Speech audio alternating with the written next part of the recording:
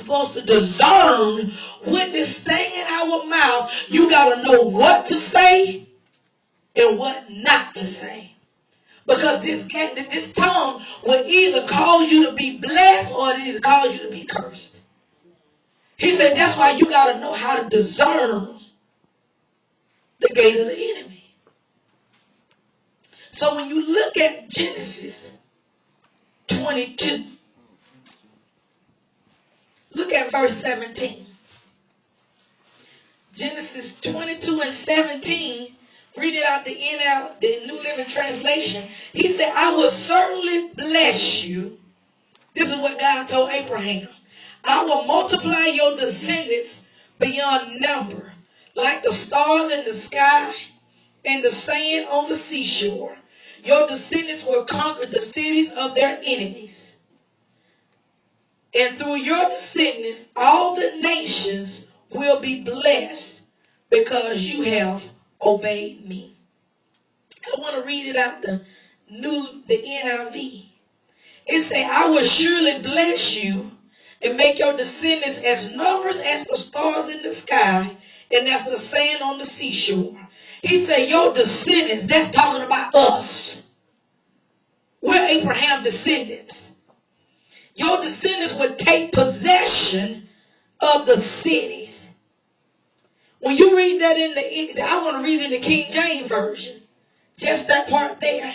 It said, I will multiply thy seed as the stars of the heaven and as the sand which is upon the seashore. And thy seed shall possess the gate of his enemies. So you got to know how to discern the gate. Now I want you to turn over to Job 38. See, because I'm going to take you somewhere. Because see, as you begin to discern the gate of the enemy, you got to begin to realize when is it that the enemy does his dirt.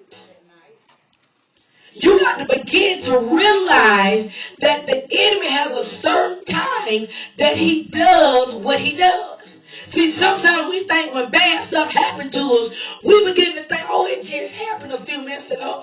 No, it happened in the night season. And see, we got to realize that the people in the occult, we wonder why they wear black. Black represents what they do in darkness. When is it dark? At nighttime. Because see, this is where we have to pay attention of the things that the enemy do. When you turn to Job 38, this is where Job was being afflicted in his body. And see, and the Bible began to tell us that his wife told him, you need to just curse God and die. And see, and Job began to murmur and to complain because he was at a point he wasn't able to discern the gate of the enemy. And this is what God had to tell Job. When you look at Job 38, look at verse 1.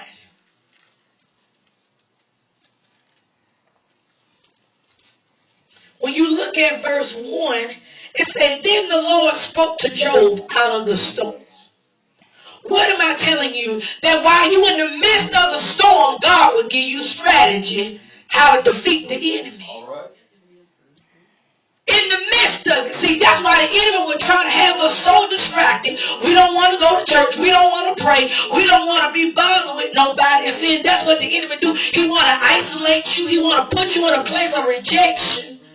That you focus on the situation, and if you ain't focused on God, you can't hear what God is saying. All right. And then that's why I say the Lord spoke to Job out of the storm. He said, who is this that obscures my plan?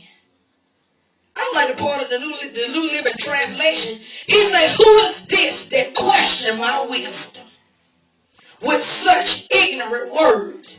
He said, but brace yourself like a man. He said, because I got some questions for you. He said, for you must answer them. Where were you when I laid the foundations of the earth? He said, tell me if you know so much, who determined its dimension and stretched out the surveying line? Who supports its foundation? Who laid the cornerstone as the